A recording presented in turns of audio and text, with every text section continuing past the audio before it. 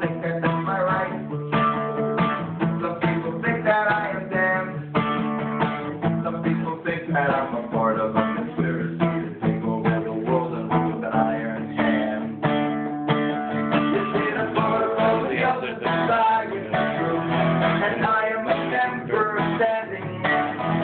Our goal is to milk all the money for you. World domination we're planning. Oh, no, I got to carry out of the bag.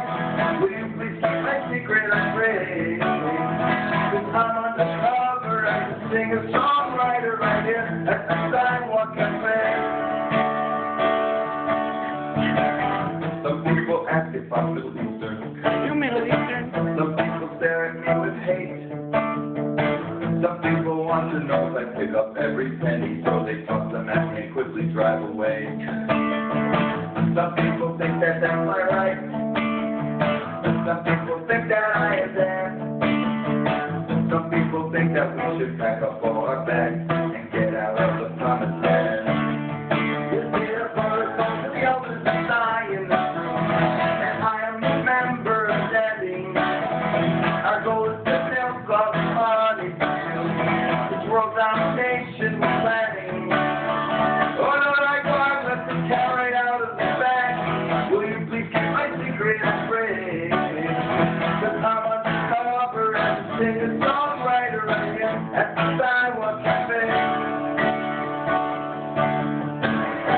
Some people ask if I speak English. Some people stare at me when I pray. Some people want to know if I know the Kabbalah and have trouble when the answer is, why don't you ask Madonna? Some people think that that's my right. Some people think that I am damned.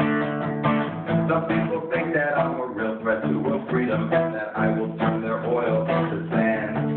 You see the protocol to the elders inside in the truth, and I am the member standing. Our goal is to milk all the money. World domination we're planning. Oh, no, I got let me carry out of the bag.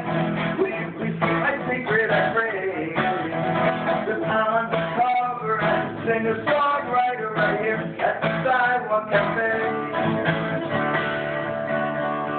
So, I've got a new lyric that I've written since this song was recorded. It's on my album and it's on YouTube.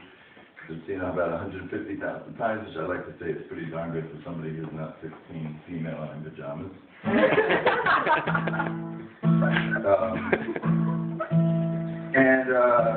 But before I sing this final lyric, I wanted to just share with you my favorite time ever playing this song. It happened at an open mic not far from where I live. I had two college students that I met and kept insisting that I have to play this open mic. It's great. And I finally worked my schedule out that I could show up at it, and we showed up. Signed up was 7:30. We got there like 7:35. There were 6 names on the list. I took the pen. I'm about to add my name to the list, and the guy standing there says, "Oh, I'm sorry, we're full." I'm like, "Huh? There's 6 names here." And he says, "Yeah, but there's a lot of regulars that come, and I don't think we're going to have time for you." So I thought that was pretty strange, but I thought it was unfair because open mic actually kind of seems to imply that it's open, and I was there on time basically, so I took the pen and I put my name down anyway, and I said, "Listen, I can't tell you what to do, but I think the right thing is to call me up." I showed up, came out special for this, and I showed up on time, and I put my name down, and the regulars aren't here, and, that's fine, but, you should work me in. So he just doesn't answer me. We go inside, we sit down, we get a table, we get some drinks, whatever. And they start calling people up, and they call, it started at 8 o'clock, and at 9 o'clock, 10 o'clock, 11 o'clock, 11:30, they're still calling people up. People who came way after us, and they're calling them up, and they're not calling me. And all the time, all while this is going on, I'm getting the feeling that people are really not happy that I'm there, that people are like staring at me. I'm not usually paranoid about these things. I'm not the type of person who like gets into a traffic jam and thinks that like if there's something anti-Semitic about it. Those people that like, who runs this highway? Someone anti-Semite, I'm going to be late for my meeting. I'm not one of those people at all. So like I'm just totally confused. I asked the people I came with like if I was imagining things. They're like, no, you're not imagining things. People really are not happy that you're here. So I started getting a little kind of annoyed and angry, and I was like, you know what, I'm going to stick it out. Let's see if they can actually, like, do the whole night without calling me, knowing that I'm sitting there. So finally, like, a little after 12, they called me up to the stage. Everyone else, when they got up to the stage, there was some sort of applause, a smattering of applause, probably from their friends or just polite applause. When I got up, there was no applause whatsoever. My two friends that I came with, like, started when they saw no one else was joining, they wimped out very quickly. And I get up there, and I look out at a sea of hostile faces. People are really not happy to see me there. And I've never been in this situation before. My mind is racing. Like, what do I do? What do I do? What do I do? What do I do? How do I deal with this, you know? So I'm plugging in my guitar, I'm tuning up my guitar, I'm, like, basically thumpering. If you know Yiddish at all, that's one of my favorite Yiddish words. To thumper is to, like, how do I explain it? Like, if you're taking a test and you don't know the answer at all, but you want to, like, just write a lot of stuff so that the teacher maybe thinks that you got the answer, it's called thumpering. Yeah. So, anytime you're stalling, it's just like adding filler. It's thumpering. Yeah. What? BSing. Yeah. Sorry, better in Yiddish. So I'm thumpering, you know, and I'm just like, and then all of a sudden, it occurs to me that no one in the audience has, forget about that, they've never heard my music. They've never even heard me talk. Mm-hmm. So I grab the mic and I bang it. Bam, bam, bam. And I go, testing 1, 2, 3, testing 1, 2, 3. Hello, I'm Rav Shmuel. I came for you tonight to sing some Jewish music. You're gonna love it. I have to say, I promise you, this is at least 3 or 4 years before Borat. Okay. So, because it wasn't recorded, I couldn't sue him along with everyone else. But it really was. And they fell for it. And then I took my guitar and started banging and going,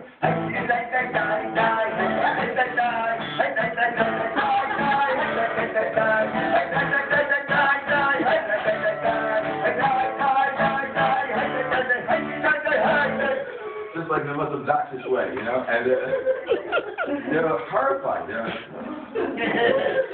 horrified.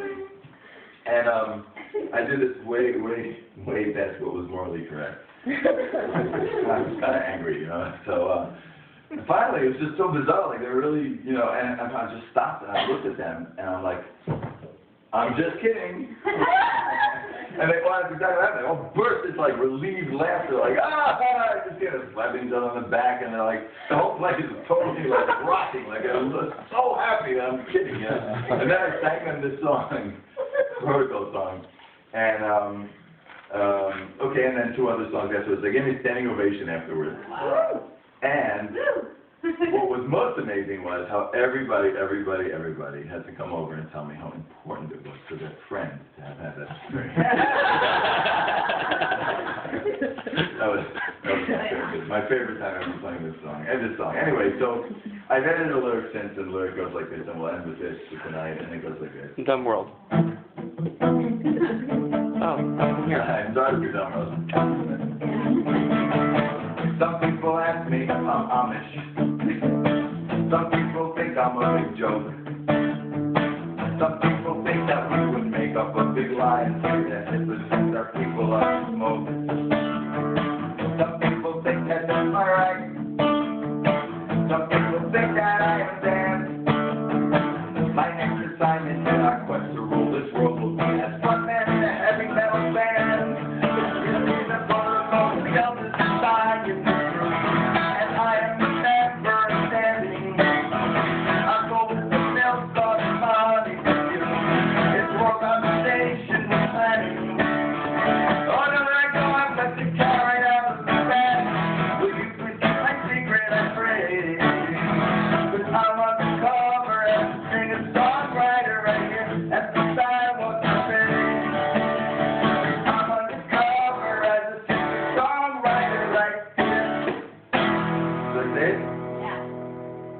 At age